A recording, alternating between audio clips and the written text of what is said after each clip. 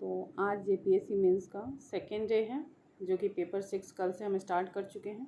कल हमने एक टॉपिक कवर कर लिया था और आज चलिए हम दूसरा टॉपिक कवर करते हैं। हमारा आज का टॉपिक है cell structure and its functions. तो जैसे कल हमने सिनॉप्सिस के थ्रू किया था, इसमें भी हम सिनॉप्सिस के थ्रू सारे पॉइंट्स को देखते जाएंगे कि कैसे हमको नोट्स बनाना है। अगर कैसे भी क्वेश्चन पूछ देगा तो हम बना देंगे उसको, ठीक है। तो cell structure and its functions में पहले हम इंट्रोडक्शन को डालेंगे। इंट्रोडक्शन में हम अपने तरफ से कुछ भी डाल सकते हैं, कुछ भी ऐसा जिससे सेल तक हम पहुंच जाएं। तो उसमें हम क्या बता सकते हैं कि जब हम अपने चारों ओर देखते हैं तो हम क्या देखते हैं, लिविंग भी देखने को मिलता है, नॉन लिविंग भी देखने को मिलता है, और हम सरप्राइज भी होते हैं और हमारे अंदर एक क्वेश्चंस भी आता है कि ऐसा क्या है जो इसको लिविंग बनाता है और उसको नॉन लिविंग बनाता है। तो इसका आंसर भी हमारे दिमाग में आता है कि एक बेसिक यूनिट जो है लाइफ का, जिसे सेल कहते हैं, वही इसको लिविंग बनाता है। इस तरीके से आप इंट्रोडक्शन बता सकते हैं। फिर उसके बाद सेकंड पॉइंट में क्या डालना है, सेल के बारे में। तो सेल में इस पॉइंट में आप क्या डालोगे, सेल का डेफिनेशन उठा के डाल देना, जो कि सबको पता है कि cell is the structural and functional unit of life. Definition के बाद आप टाइप्स ऑफ ऑर्गेनिज्म भी डाल सकते हो, types of organism on the basis of cell number. तो उसको यूनिसेलुलर कहेंगे और मल्टीसेलुलर। सबको पता है, यूनिसेलुलर को भी डिफाइन कर देना, मल्टीसेलुलर को भी, और एग्जांपल दे देना। फिर उसके बाद सेल की डिस्कवरी किसने किया था, तो एंटन वॉन लीवेनहॉक ने किया था। और इसमें आप बढ़ाना चाहो जितना उतना बढ़ा सकते हो, मैं शॉर्ट में बता रही हूँ। फिर उसके बाद इसमें स्मॉलेस्ट सेल का जिक्र कर देना, जो कि माइकोप्लाज्मा होता है। लार्जेस्ट कौन सा होता है, एग ऑफ ऑस्ट्रिच होता है। लॉन्गेस्ट नर्व सेल्स होता है। फिर उसके अलावा इसमें साइंटिस्ट मेंस का पेपर है, तो साइंटिस्ट का नेम बहुत ही मायने रखता है। तो साइंटिस्ट का नेम उठा के डालना कि 1838 में ये मैथियस स्केल्डन है। मैथियस स्केल्डन है। 1838 में इन्होंने क्या बताया था, इन्होंने प्लांट टिश्यू के बारे में बताया था। और ये थियोडर स्वान है, इन्होंने क्या बताया था, ये प्लाज्मा मेम्ब्रेन के बारे में बताए थे। इसके अलावा आप सेल थियोरी बताना। अब देखो सेल थियोरी में क्या है, साइंटिस्ट का नाम याद रख लो और 2 लाइनें हैं। वो 2 लाइनें सेल थ्योरी को बारे में बताना है और साइंटिस्ट का नाम बताना है। तो सेल थ्योरी किसने दिया था, स्केल्डन एंड स्वान ने दिया था। और रिडोल्फ वर्चो ने क्या किया था, इसको फाइनल शेप दिया था। तो स्केल्डन और स्वान ने क्या बताया था कि जो भी सेल्स होते हैं वो प्रोडक्ट ऑफ सेल्स से कंपोज्ड होते हैं। All cells are composed of product of cells. और रुडोल्फ वर्चो ने क्या बताया था कि जो भी सेल, ऑल सेल्स क्या होते हैं, अराइज होते हैं प्री एग्जिस्टिंग सेल्स से। तो दोनों पॉइंट को लिख करके और साइंटिस्ट का नाम दे करके आपको ख़त्म करना है, क्योंकि यही 2 लाइन जो है वो सेल थियरी है। अब नेक्स्ट पॉइंट क्या है, types of cells. Types of cells में आप बता सकते हो, प्रोकैरियोटिक सेल के बारे में भी बता सकते हो और यूकैरियोटिक सेल के बारे में बता सकते हो। तो दोनों का आप डिफरेंस बता देना अपने हिसाब से जो है। ऐसे 2-4 पॉइंट इसमें मैंने मेंशन कर दिए हैं कि प्रोकैरियोटिक सेल में क्या होता है कि वेल डिफाइंड न्यूक्लियस एब्सेंट होता है और यूकैरियोटिक में प्रेजेंट होता है। इसमें जो होता है सेल वॉल प्रेजेंट होता है। प्रोकैरियोटिक सेल में सेल मेम्ब्रेन के चारों ओर सेल वॉल प्रेजेंट होता है। और यूकैरियोटिक सेल में यह क्या होता है, एनिमल के केस में तो एब्सेंट होता है, लेकिन फंजाई, प्लांट्स और अलगी के केस में प्रेजेंट होता है, ठीक है। तो और इसमें है तीसरा में कि मेम्ब्रेन बाउंड ऑर्गेनेल इसमें एब्सेंट होता है। प्रोकैरियोट में मेम्ब्रेन बाउंड ऑर्गेनेल्स एब्सेंट होता है और यूकैरियोट के केस में प्रेजेंट होता है। इसमें राइबोसोम जो होता है 70S टाइप का होता है और इसमें जो होता है 80S टाइप का होता है। और फिर उसके अलावा जो प्रोकैरियोट होंगे उसमें एग्जाम्पल में आप डालना चाहो तो डाल देना। ऐसे तो जितने भी सारे मोनेरन्स हैं और जितने भी बैक्टीरिया हैं वो सब किस में आते हैं, प्रोकैरियोट्स में ही आते हैं। तो इसमें example bacteria, blue green अलगी, mycoplasma and PPLO pleura pneumonia like organism को कहते हैं, ठीक है। और यहाँ पे आपको एग्जाम्पल में डाल देना है यूकैरियोट के अंदर कि प्रोटिस्टा, फंजाई, प्लांटी, एनिमेलिया, ये क्या है, यूकैरियोट्स के अंदर में आएंगे। और उसके अलावा फिर आप इधर टाइप्स ऑफ बढ़ाना है तो टाइप्स ऑफ, अब देख लेना कि समय के अनुसार जितना डालना होगा, डालना चाहो तो बहुत सारे कंटेंट हैं। टाइप्स ऑफ बैक्टीरिया भी डाल सकते हो, तो उसमें सेप डाल देना।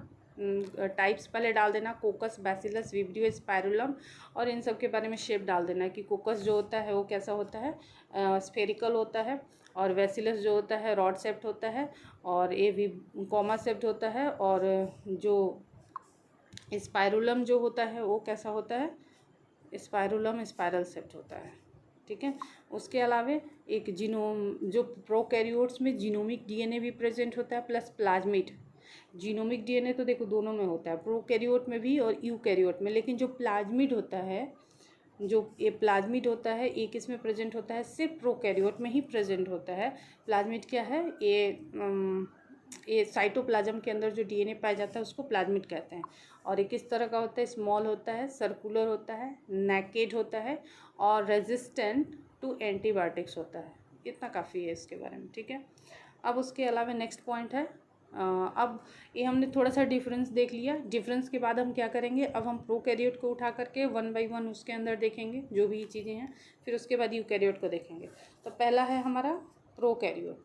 तो प्रोकैरियोट में हम पहला है कि सेल इन्वेलप। सेल इन्वेलप में क्या बताना है कि 3 लेयर्ड स्ट्रक्चर है। ग्लाइकोकैलिक्स इसका जो होता है आउटर मेम्ब्रेन होता है, फिर सेल वॉल इसका मिडिल, और प्लाज्मा मेम्ब्रेन जो है इसका ये इनर मोस्ट मेम्ब्रेन होता है। तो इस तरीके से 3 मेम्ब्रेन है, glycocalyx, cell wall and plasma membrane. ये 3 लेयर जो स्ट्रक्चर्ड होता है इसी को सेल इन्वेलप कहते हैं। नेक्स्ट पॉइंट प्रोकैरियोट्स के अंदर में आएगा मीजोजोम्स। तो मीजोजोम्स के बारे में क्या क्या बताना है हमको कि मीजोजोम क्या होता है, एक प्लाज्मा मेम्ब्रेन का एक्सटेंशन होता है, और ये वेसिकल्स के फॉर्म में, ट्यूब्यूल्स के फॉर्म में, और लैमला के फॉर्म में प्रेजेंट होता है। और इसका फंक्शन बता देंगे कि सरफेस एरिया को बढ़ाता है, सेल वॉल फॉर्मेशन में भाग लेता है, डीएनए का रेप्लिकेशन कराता है, फिर रिस्पिरेशन सिक्रेशन प्रोसेस को मीजोजोम कराता है। इतना काफ़ी है। अब उसके बाद मीजोजोम बताने के बाद फिर थर्ड पॉइंट है क्रोमेटोफोर्स। क्रोमेटोफोर्स में क्या क्या बताएंगे हम, क्रोमेटोफोर्स। अब एक क्रोमेटोफोर्स में हमको बताना है कि ये साइनोबैक्टीरिया और ब्लू ग्रीन अलगी जो होता है उसके अंदर अदर मेम्ब्रेन एक्सटेंशन जो होता है उसको क्रोमेटोफोर्स कहते हैं, और वो पिगमेंट को कंटेन करता है। ठीक है, तो अब आगे और देखो इसमें क्या है, इसमें मैंने ये जो साइंस का पेपर है ना, इसमें साइंटिस्ट नेम इम्पॉर्टेंट है, डायग्राम मोस्ट इम्पॉर्टेंट है। तो आपको डायग्राम ऐड करना है। तो आपने जो, मैंने तो अलग पेज में किया है, जो सेल के बारे में जब स्टार्ट किए हो सेल का पॉइंट, वहाँ पे आप ये सब डायग्राम बना सकते हो। डिफरेंट टाइप्स ऑफ सेल का डायग्राम है, जैसे कि ये है आरबीसी का डायग्राम, ये है वाइट ब्लड सेल्स का, ये कॉलमनर एपिथेलियल सेल का, ये नर्व सेल का इंपॉर्टेंट। तो इस तरीके से अलग अलग तरह के जो सेल के डायग्राम है उसको पुट कर देना। फिर उसके बाद फिर आ जाना ये, इसमें क्या है प्लांट सेल है, और प्लांट सेल और एनिमल सेल के बारे में है, ये डायग्राम भी डाल देना। और उसके बाद आते हैं नेक्स्ट।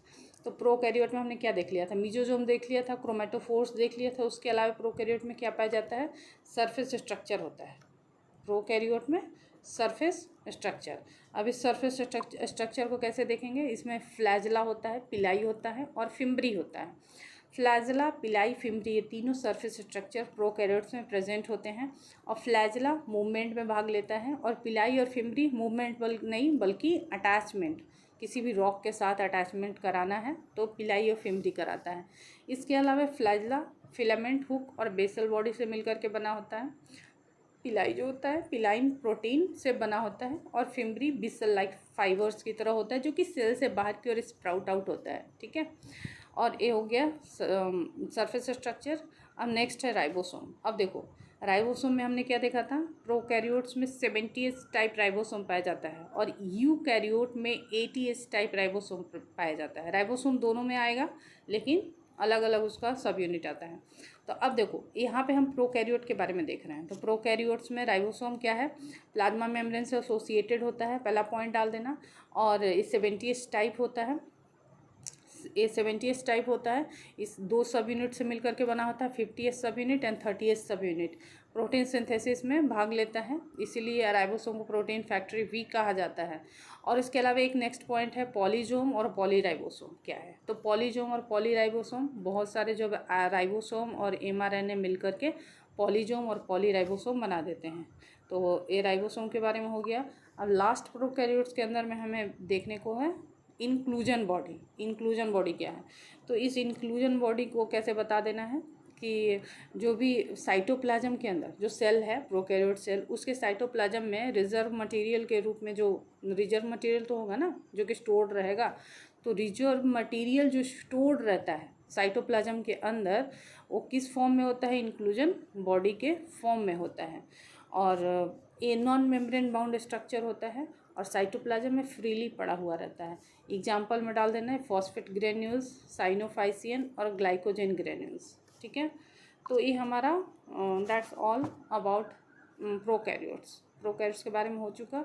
अब यूकैरियोट्स के बारे में हम देखते हैं। ठीक है, इसमें भी वन बाय वन हम वैसे ही देखते जाएंगे।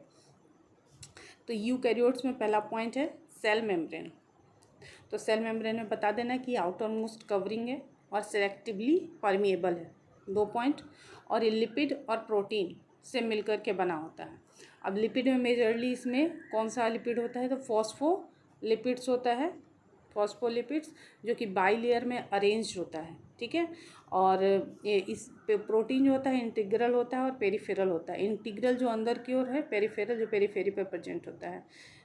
और इसका फंक्शन क्या है सेल मेम्ब्रेन का, कि मॉलिक्यूल्स के ट्रांसपोर्टेशन में भाग लेता है 2 तरीके से, पैसिवली कराता है और एक्टिवली कराता है। पैसिवली माना through the process of diffusion, जिसमें एनर्जी का खर्च नहीं होता है, और एक्टिवली मतलब इसमें सोडियम पोटेशियम जो पंप होता है उसके थ्रू कराता है और इसमें एनर्जी का खर्च होता है। इसमें सॉलिड्स मॉलिक्यूल्स का ट्रांसपोर्टेशन होता है, इसमें पोलर मॉलिक्यूल्स का ट्रांसपोर्टेशन होता है। इतना काफ़ी है डिफरेंस बता दें। ठीक है, अब सेल मेम्ब्रेन हो गया। अब सेल मेम्ब्रेन के बाद क्या बताओगे, सेल वॉल बता देना। सेल वॉल कैसा होता है, तो a non living rigid structure होता है। इसके फंक्शन के बारे में बता देना कि ये सेल को क्या करता है, हाँ, इस सेल को शेप देता है, प्रोटेक्शन देता है, सेल टू सेल इंटरेक्शन कराता है, बैरियर भी प्रोवाइड करता है। और फिर उसके बाद प्लांट सेल वॉल बता सकते हो कि किससे बना होता है, जैसे कि सेलुलोज हो गया, हेमी सेलुलोज हो गया, पैक्टिन हो गया। फिर अल्गी सेलुलोज किससे किससे मिल करके बना होता है, ये सब कंपोनेंट आप इसमें ऐड कर सकते हो। ठीक है, फिर उसके बाद नेक्स्ट है, अब नेक्स्ट हमारा स्टार्ट होता है यूकैरियोट के अंदर सेल ऑर्गेनेल। अब एक एक करके सारे ऑर्गेनेल को देखेंगे। ठीक है, और 1 मिनट उसके पहले एक मैं डायग्राम आपको दिखाना चाहूँगी। जो सेल मेम्ब्रेन मैंने आपको बताया ना, इसका डायग्राम आप देख लो 1 मिनट। हाँ, ये देखो, सेल मेम्ब्रेन में मैंने क्या बताया था कि लिपिड और प्रोटीन से मिलकर के बना होता है। ठीक है, ये लिपिड और ये प्रोटीन। देखो ये जो है ना, ये जो दिख रहा है, ये वाला जो दिख रहा है क्या है, लिपिड है। और ये जो है, ये जो मोटा सा स्ट्रक्चर है क्या है, ये प्रोटीन है। तो आपको दिख रहा है ना कि एक इधर लेयर है, एक इधर लेयर है। तो लिपिड क्या है, बाई लेयर में प्रेजेंट है, बाई लेयर में। और ये प्रोटीन क्या है, ये दिख रहा है इंटीग्रल है, मेम्ब्रेन के अंदर में है, इंटीग्रल है। और एक यहाँ पे भी दिख रहा है प्रोटीन, ये क्या है, पेरिफेरल है। तो ये तो सेल मेम्ब्रेन में था। आप डायग्राम जरूर डालना। हाँ, अब चलो आगे। अब ऑर्गेनेल हम स्टार्ट करते हैं। अब सारे जो ऑर्गेनेल्स के बारे में हम देखेंगे, तो उसमें हमको 4 बातें सब में डालनी है। सब में कॉमन है, सब में साइंटिस्ट नेम डाल देना, सब में स्ट्रक्चर डाल देना, सब में डायग्राम डाल देना, और उसका ऑर्गेनेल का फंक्शन डाल देना। बस इतना हो जाएगा, काफ़ी है। तो पहला है इंडोप्लाज्मिक रेटिकुलम। तो इसको डिस्कवरी किसने किया था, KR पोर्टर ने किया था। अब इंडोप्लाज्मिक रेटिकुलम होता कैसा है, तो देखो इस तरीके से ट्यूबुलर लाइक स्ट्रक्चर होता है। ठीक है, तो नेटवर्क होता है ट्यूबुलर स्ट्रक्चर का। फिर इसमें 2 चीज़ें दिखती हैं, एक तो ये इसके अंदर का ये जो पार्ट है, एक बाहर का जो पार्ट है। तो जो ये ट्यूबुलर के अंदर का जो पार्ट है ना, इसको कहेंगे ल्यूमिनल, और जो बाहर का जो पार्ट है उसको एक्स्ट्रा ल्यूमिनल कहते हैं। ठीक है, उसके बाद फिर इसका टाइप्स है, 2 टाइप्स है, एक रफ इंडोप्लाज्मिक रेक्टिकुलम, एक smooth endoplasmic reticulum. Rough endoplasmic reticulum किसको कहेंगे, जिसमें राइबोसोम प्रेजेंट होता है और इसमें राइबोसोम क्या होता है, एब्सेंट होता है। अब इसका फंक्शन हमने स्ट्रक्चर बता दिया, हमने साइंटिस्ट नेम बता दिया, अब इसका फंक्शन हम क्या बताएंगे। तो देखो, जो रफ एंडोप्लाज्मिक रेक्टिकुलम होगा वो राइबोसोम की प्रेजेंस की वजह से प्रोटीन का ही सिंथेसिस करेगा, लेकिन जो स्मूथ एंडोप्लाज्मिक रेक्टिकुलम होगा क्या करेगा, लिपिड की सिंथेसिस करवाएगा, स्टेरॉयडल हार्मोन का सिंथेसिस कराएगा। ठीक है, क्लियर। अब गोल्जी एपरेटस, गोल्जी एपरेटस देखेंगे तो इनका साइंटिस्ट नेम कैमिलियो गोल्जी। कैसा स्ट्रक्चर होता है, अच्छा इसके पहले हम वो देख लेते हैं, एक मिनट डायग्राम में दिखा देती हूँ आपको। इंडोप्लाज्मिक ये रहा, देखो ये है डायग्राम इंडोप्लाज्मिक रेक्टिकुलम का। तो इसमें दिया है ना इस तरीके से, ऐसे ट्यूबुलर स्ट्रक्चर है। यही जो पूरा है ट्यूबुलर स्ट्रक्चर, इसी को अंदर में इल्यूमिनल कहते हैं। ठीक है, और ये जो है इधर में चाहे इधर में ये सब क्या हो गया, एक्स्ट्रा ल्यूमिनल हो गया। तो डायग्राम ऐड कर देना। चलो, अब नेक्स्ट है गोल्जी एपरेटस। तो इसको कैमिलियो गोल्जी ने डिस्कवर किया था। फ्लैट डिस्क शेप्ड होता है और मटेरियल के पैकेजिंग में भाग लेता है, मतलब इसका फंक्शन, और ग्लाइकोप्रोटीन और ग्लाइकोलिपिड की सिंथेसिस कराता है। तो अब इसका भी स्ट्रक्चर देख लेते हैं। ये है, देखो ये गोल्जी बॉडी, देखो फ्लैट डिस्क, एक मिनट, ये देखो ये जो फ्लैट डिस्क शेप जो स्ट्रक्चर है, ये इसको सिस्टर्नी कहा जाता है। ठीक है, ये इस तरीके से है। तो ये तो होगा गोल्जी बॉडी, और इसमें ये स्ट्रक्चर तो हम बता चुके हैं। फिर इसमें क्या देखने को मिल रहा है, देखो ये वाला जो इसका है ये कॉनकेव फेस है। कॉनकेव फेस को सिस फेस कहते हैं, और ये जो है ये कॉनकेव फेस है, ये कॉन्वेक्स फेस है, इसको ट्रांस फेस कहते हैं। और लेबलिंग करके डायग्राम बता के छोड़ देना। हो गया, अब गोल्जी बॉडी हो गया। अब उसके बाद है नेक्स्ट लाइसोसोम। लाइसोसोम का डिस्कवरी किसने किया था, डी ट्यूब ने किया था। और ये मेम्ब्रेन बाउंड स्ट्रक्चर होता है। लाइसोसोम एक्चुअली ऐसे ही होता है, ऐसे राउंड स्ट्रक्चर, और ये मेम्ब्रेन बाउंड स्ट्रक्चर होता है। ठीक है, मेम्ब्रेन बाउंड स्ट्रक्चर। और इसके अंदर क्या होता है, हाइड्रोलिटिक एंजाइम भरा रहता है। ये हाइड्रोलिटिक एंजाइम क्या करता है, डाइजेस्ट करता है कार्बोहाइड्रेट को, प्रोटीन को, फैट को डाइजेस्ट कराता है, और जो भी डेड सेल होते हैं उनको भी डाइजेस्ट कर देता है। तो ये हो गया हमारा लाइसोसोम कंप्लीट। अब आ जाओ नेक्स्ट सेल ऑर्गेनेल, क्या है, वैक्यूल्स। वैक्यूल्स देखो वैसे भी मैंने प्लांट सेल और एनिमल सेल में डिफरेंस नहीं बताया, आप चाहो तो उसको भी पुट कर देना। जब प्लांट सेल और एनिमल सेल आप बताओगे ना, तो वहाँ पे भी 3-4 पॉइंट निकल के आ जाएगा। कैसे डालना होगा डाल देना, नहीं डालना होगा नहीं डालना, चाहे अकॉर्डिंग टू क्वेश्चन डिसाइड करना है कि डालना है कि नहीं डालना है। कभी कभी हो सकता है क्वेश्चन ही ऐसा कुछ पूछ दे जिसमें डिफ्रेंशिएट करना पड़े। तो प्लांट सेल एनिमल सेल में क्या बता दोगे कि प्लांट सेल जो होता है उसमें सेल वॉल, पहला डिफरेंस सेल वॉल का होता है। ये सेल वॉल केस में प्लांट सेल में पाया जाता है, एनिमल सेल में सेल वॉल एब्सेंट होता है। इसके अलावा वैक्यूल्स, वैक्यूल्स जो होता है ये भी प्लांट सेल में पाया जाता है, और एनिमल सेल में स्मॉलर होता है या फिर एब्सेंट होता है। फिर प्लास्टिड, ये प्लास्टिड जो है ये भी किस में पाया जाएगा, ये प्लांट सेल में। तो ये तीनों प्लांट सेल में पाए जाते हैं, तीनों एनिमल सेल में एब्सेंट होते हैं। और एनिमल सेल में क्या पाया जाता है, एनिमल सेल में पाया जाता है सेंट्रियोल, और ये सेंट्रियोल किस में एब्सेंट होता है, प्लांट सेल में। तो ये हो गया कुछ डिफरेंस प्लांट सेल और एनिमल सेल का, मैंने यहाँ बताया नहीं है नोट्स में, और आप चाहो तो इसको पुट कर सकते हो। ठीक है, अब देखते हैं हम वैक्यूल्स। ये है हमारा वैक्यूल्स। अब वैक्यूल्स कैसा होता है, ऐसे ही होता है, ऐसे राउंड शेप स्ट्रक्चर होता है, सिंगल मेम्ब्रेन बाउंड होता है, और इसी मेम्ब्रेन को क्या कहते हैं, टोनोप्लास्ट कहते हैं। ठीक है, और इसमें साइंटिस्ट का नाम बता देना, एंटोन वॉन लीवेनहॉक, वैक्यूल्स को डिस्कवरी करने वाले। और ये वाटर सैप को कंटेन करता है, एक्सक्रीटरी प्रोडक्ट को भी कंटेन करता है। ये 90% ऑफ वॉल्यूम को, सेल के वॉल्यूम को ऑक्यूपाई करता है, और ये ट्रांसपोर्ट कराता है आयंस का ट्रांसपोर्टेशन अगेंस्ट कॉन्सेंट्रेशन ग्रेडियंट कराता है। तो ये सब हो गया हमारे वैक्यूल्स के बारे में। अब आगे क्या है, आगे देखते हैं माइटोकॉन्ड्रिया।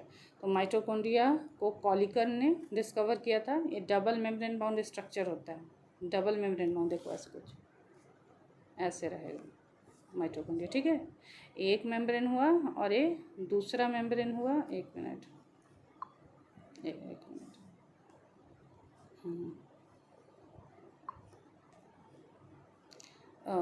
ऐसे माइटोकॉन्ड्रिया हुआ, हाँ हाँ, ये देखो डबल मेम्ब्रेन हो गया, एक मेम्ब्रेन हो गया, एक मेम्ब्रेन हो गया। जो इसका इनर मेम्ब्रेन है ना, एक फोल्डिंग का फॉर्मेशन कर रहा है। इस फोल्डिंग को क्या कहते हैं? क्रिस्टा कहते हैं। ठीक है, इस फोल्डिंग को क्रिस्टा कहते हैं। और अंदर जो होता है स्ट्रोमा कहलाता है। और तो ये डायग्राम डाल करके लेबलिंग आउटर इनर बता करके और फिर उसके बाद बता देना इसका फंक्शन। तो एटीपी जो एटीपी का सिंथेसिस कराता है through the process of aerobic respiration, इसीलिए इसको क्या कहा जाता है? इसको power house of the cell भी कहा जाता है। और इसमें इम्पोर्टेंट क्या है कि इसमें 70s टाइप राइबोसोम पाया जाता है। एक्चुअली हमने क्या देखा था कि जो प्रोकैरियोट्स होते हैं उसमें 70s होता है, यूकैरियोट्स में क्या होता है? 80s टाइप होता है। लेकिन माइटोकॉन्ड्रिया में 70s टाइप होता है। फिर इसमें फ्यू आरएनए भी प्रेजेंट होते हैं। फिर सिंगल सर्कुलर डीएनए मॉलिक्यूल्स भी प्रेजेंट होता है। ये हो गया माइटोकॉन्ड्रिया के बारे में। अब उसके बाद प्लास्टिड्स, ये भी क्या होता है? प्लांट सेल में होता है, हमने देखा था। अब इसको हम कवर करते हैं। तो प्लास्टिड्स को डिस्कवरी किसने की थी? हैकेल ने की थी। ये ऑल प्लांट्स एंड यूग्लिनोइड्स में प्रेजेंट होता है। और on the basis of pigments plastids is of 3 types: chloroplast, chromoplast, leucoplast. अब क्लोरोप्लास्ट में क्लोरोफिल पिगमेंट पाया जाता है और बिकॉज ऑफ दिस पिगमेंट जो लीव्स का कलर होता है वो ग्रीन होता है। और क्रोमोप्लास्ट में कैरोटिनोइड होता है, जैंथोफिल भी प्रेजेंट होता है। तो इस पिगमेंट की वजह से क्या होता है, जो फ्लावर्स होते हैं या जो फ्रूट्स होते हैं उनका कलर ये प्रोवाइड करता है क्रोमोप्लास्ट। और ल्यूकोप्लास्ट तो बेचारा कलरलेस होता है, और ये 3 तरह का होता है: एमाइलोप्रोटीन, ये एल्यूरोप्रोटीन और एमाइलोप्लास्ट, एल्यूरोप्लास्ट, एलियोप्लास्ट। अब एमाइलोप्लास्ट क्या करता है? कार्बोहाइड्रेट को स्टोर करता है। एल्यूरो जो होता है प्रोटीन को, और एलियो जो होता है वो फैट को कंटेन करता है, स्टोर करता है। तो ये हो गया प्लास्टिड्स के बारे में। अब नेक्स्ट है क्लोरोप्लास्ट। तो क्लोरोप्लास्ट में क्या बता देना? अब क्लोरोप्लास्ट बताना है बता देना, और नहीं बताना होगा तो प्लास्टिड्स के थोड़ा सा डिस्क्राइब करने के बाद आप राइबोसोम में आ सकते हो। तो देखो थोड़ा सा मैंने डाल दिया है। तो क्लोरोप्लास्ट मेसोफिल सेल में पाया जाता है, सबको पता है। और इसमें नंबर जो होता है वेरीज करता है, क्लोरोप्लास्ट का अलग अलग सेल में। जैसे ग्रीन एल्गी में जो नंबर होता है 20 से 40 पर सेल होता है, पर सेल में 20 से 40 नंबर प्रेजेंट होता है क्लोरोप्लास्ट का। और क्लेमाइडोमोनास में क्या होता है? वन क्लोरोप्लास्ट पर सेल में प्रेजेंट होता है।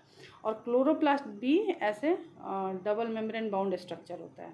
ठीक है, और इसका आउटर जो मेम्ब्रेन होता है मोर परमिएबल होता है इनर के तुलना में। ठीक है, तो ये हो गया क्लोरोप्लास्ट। और नेक्स्ट है राइबोसोम। तो राइबोसोम पैलेट है और ये किससे बना होता है? तो आरएनए और प्रोटीन से मिलकर के बना होता है। और we are talking about eukaryotic ribosome. तो eukaryotic ribosome means we are talking about ATS type. तो ATS टाइप है, वहाँ 70S हमने देख लिया था। तो ATS का 2 सब यूनिट होता है, 60S 40S। एक्चुअली देखो राइबोसोम ऐसा होता है, एक गोल और एक गोल, ये 2 तरह ऐसे, ये 2 सब यूनिट हो गया ना राइबोसोम का। ये राइबोसोम का स्ट्रक्चर है। तो एक बिगर सब यूनिट, एक स्मॉलर सब यूनिट। तो बिगर जो है ये हो गया 60S और ये हो गया 40S। और ये प्रोटीन सिंथेसिस में, हाँ प्रोटीन सिंथेसिस कराएगा। और ये क्या होता है? नॉन मेम्ब्रेन बाउंड स्ट्रक्चर होता है। That is all about ribosome. अब नेक्स्ट क्या है? नेक्स्ट है साइटोस्केलेटन। अब साइटोस्केलेटन क्या है? जिस तरीके से हमारा बॉडी का स्केलेटन होता है उस तरीके से सेल का स्केलेटन होता है, उसको साइटोस्केलेटन कहते हैं। तब इसको बताएंगे कैसे, किसमें होता क्या क्या है। तो साइटोस्केलेटन्स में जो माइक्रोट्यूब्यूल है, माइक्रोफिलामेंट्स है और इंटरमीडिएट फिलामेंट्स है, वो सबको मिला करके कलेक्टिवली उसको रेफर करेंगे साइटोस्केलेटन। ठीक है, माइक्रोट्यूब्यूल, माइक्रोफिलामेंट्स, इंटरमीडिएट फिलामेंट्स को कलेक्टिवली रेफर किया जाता है साइटोस्केलेटन। और इसका फंक्शन क्या है कि मैकेनिकल सपोर्ट प्रोवाइड करता है, मोटिलिटी प्रोवाइड करता है और शेप को मेंटेनेंस प्रोवाइड करता है। ये 3 इसके फंक्शन हैं। फिर नेक्स्ट है सिलिया एंड फ्लैजला। तो सिलिया और फ्लैजला क्या होता है? हेयर लाइक आउटग्रोथ्स होता है। Flagella is longer than cilia और ये मूवमेंट में भाग लेता है और ये बेसल बॉडी से इमर्ज होता है। हो गया, इतना काफ़ी है सिलिया फ्लैजला के बारे में। अब उसके बाद नेक्स्ट है सेंट्रोसोम। सेंट्रोसोम का साइंटिस्ट नेम है वैन बेनेडन एंड थियोडर बोवरी। अब सेंट्रोसोम क्या है? सेंट्रोसोम वन पेयर सेंट्रियोल से मिलकर के बना होता है। सेंट्रियोल देखो, ये जो मैंने बनाया है ना, ए वन पेयर हो गया, एक सेंट्रियोल ए हो गया और एक सेंट्रियोल ए हो गया। तो ये वन पेयर सेंट्रियोल से मिलकर के सेंट्रोसोम बना होता है। और ईच सेंट्रियोल को अगर देखोगे तो कार्ट व्हील के समान दिखता है, ठीक है, कार्ट व्हील के समान, जिसमें कि 9 पेरिफेरल फिब्रिल्स प्रेजेंट होते हैं। 9 पेरिफेरल फिब्रिल्स होते हैं और सारे जो पेरिफेरल फिब्रिल्स है वो ट्रिपलेट के फॉर्म में होते हैं और ट्यूबुलिन प्रोटीन से मिलकर के बने होते हैं। और सेंट्रियोल क्या करता है? वो बेसल बॉडी को फॉर्म करता है। यही बेसल बॉडी जो कि सिलिया और फ्लैजला बना रहा था, उसको फॉर्म कौन कर रहा है? ये सेंट्रियोल कर रहा है, ठीक है। तो यहाँ पर हमने लिख भी दिया है सिलिया फ्लैजला स्पिंडल फाइबर का फॉर्मेशन ये बेसल बॉडी कराता है और बेसल बॉडी का फॉर्मेशन सेंट्रियोल कराता है, ठीक है। तो ये हो गया हमारा सिलिया फ्लैजला और सेंट्रोसोम। अब इसका डायग्राम एक बार देख लो, ठीक है। पहले हम सिलिया फ्लैजला का डायग्राम देख लेते हैं। ये देखो, सिलिया फ्लैजला का डायग्राम डाल देना। इसमें क्या है कि माइक्रोट्यूब्यूल्स जो है दो तरह का है। एक मिनट, ये देखो, ये हो गया पेरिफेरल माइक्रोट्यूब्यूल, पेरिफेरी पे प्रेजेंट है। यहाँ पे एक वन पेयर माइक्रोट्यूब्यूल है जो कि सेंट्रल है। सेंट्रल इसलिए क्योंकि सेंट्रल में प्रेजेंट है तो इसको सेंट्रल माइक्रोट्यूब्यूल, और जो यहाँ प्रेजेंट है इसको क्या कहेंगे? Peripheral microtubule. अब देखो, ये जो पेरिफेरल माइक्रोट्यूब्यूल है ये क्या है? डबलेट के फॉर्म में है, सारे 9 है, एक तो नंबर में 9 है और डबलेट के फॉर्म में प्रेजेंट है। और ये आपस इन सब से एक स्पोक निकला हुआ है, ठीक है, यही है, बाकी और कुछ नहीं है। अब नेक्स्ट देखते हैं। हाँ, इसमें ये क्या है? सेंट्रोसोम जो देखा था हमने उसमें सेंट्रियोल देखा था कि सेंट्रोसोम 2 सेंट्रियोल से मिलकर बना होता है, वन पेयर। तो अब ईच सेंट्रियोल को अगर हम देखेंगे तो इसका स्ट्रक्चर कुछ इस तरह से होगा, ठीक है। ये है सेंट्रियोल का स्ट्रक्चर। तो इसमें भी ये दिख रहा है ना, ये तीन ट्रिपलेट जो दिख रहा है ये 9 नंबर में है और ये पेरिफेरी पे प्रेजेंट है, ठीक है। तो ये फिब्रिल है जो कि 9 है और ईच फिब्रिल ट्रिपलेट के फॉर्म में है और रेडियल स्पोक के द्वारा क्या है? सेंटर से जुड़ा हुआ है। इस सेंटर को हब कहते हैं। ये सब बता देना, लेबलिंग कर देना, डायग्राम बना देना और बस काफ़ी है। तो हमने क्या देख लिया? सेंट्रोसोम हो गया हमारा। अब है नेक्स्ट हमारा न्यूक्लियस। तो न्यूक्लियस का डिस्कवरी बता देना किसने किया था? तो रॉबर्ट ब्राउन ने किया था। और न्यूक्लियस देखो, nucleus double membrane bound structure, sorry एक मिनट, डबल मेम्ब्रेन बाउंड होता है, ठीक है, डबल मेम्ब्रेन बाउंड। और ये जो इसका मेम्ब्रेन होता है उसको क्या बोलते हैं? न्यूक्लियर मेम्ब्रेन कहते हैं, ठीक है।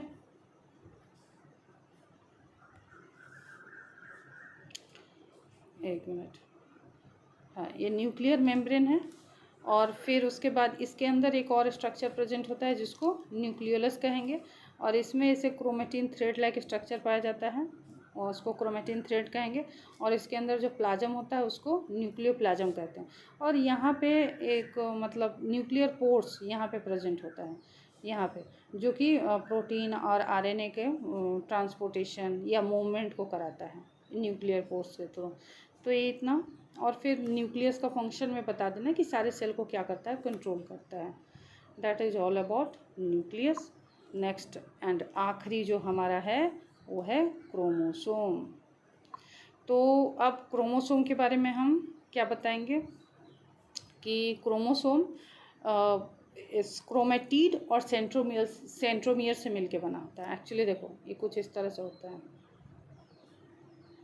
ये देखो, ये जो दिख रहा है ना, ये 2 क्रोमेटिड हो गया, एक ए और एक ए। एक ए हो गया क्रोमेटिड, एक ए क्रोमेटिड हो गया, तो 2 क्रोमेटिड हो गया। और ये जो सेंटर में प्रेजेंट है क्या है, सेंट्रोमियर है। तो वही इसमें बताना है कि क्रोमोसोम क्रोमेटिड और सेंट्रोमियर से मिलकर बना होता है, और यहाँ पे कुछ कंस्ट्रिक्शन लाइक स्ट्रक्चर पाया जाता है, इसको काइनेटोकोर कहा जाता है। ठीक है, क्रोमोसोम का फंक्शन क्या होता है, तो जेनेटिक मटेरियल को ट्रांसपोर्ट कराता है from one generation to the other. और इसका टाइप्स बता देना कि क्रोमोसोम का जो टाइप्स है वो 4 तरह का होता है, एक मेटासेंट्रिक, सब मेटासेंट्रिक, एक्रोसेंट्रिक एंड टीलोसेंट्रिक।